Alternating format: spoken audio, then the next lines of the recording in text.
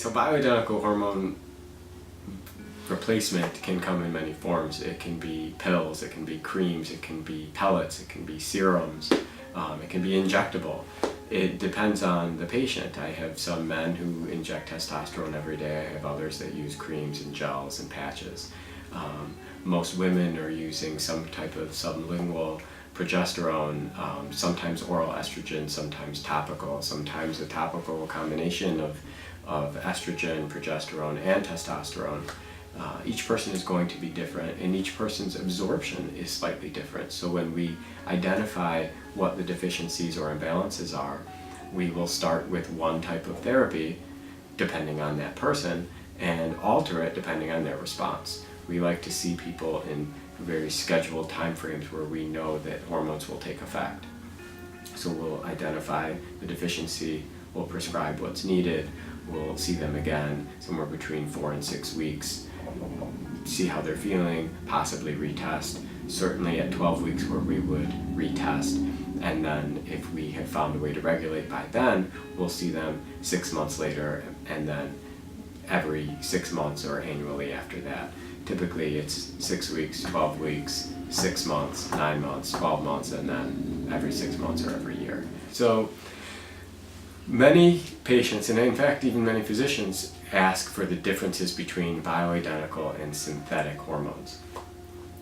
A synthetic hormone is derived from possibly a variety of sources.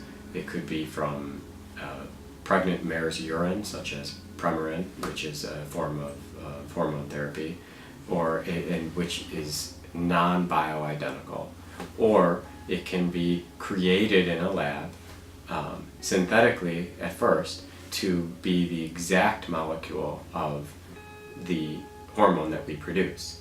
So bioidentical hormones are designed to be the exact molecule and have the exact same or mimic the exact same response that the body would have from its own.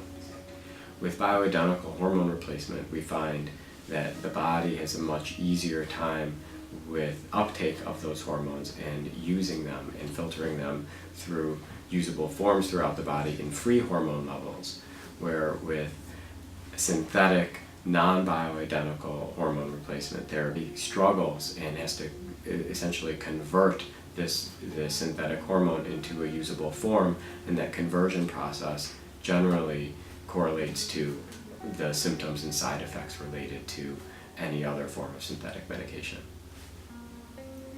Bioidentical hormone replacement in recent years has shown a much higher efficacy and safety profile compared to general synthetic hormone replacement therapy.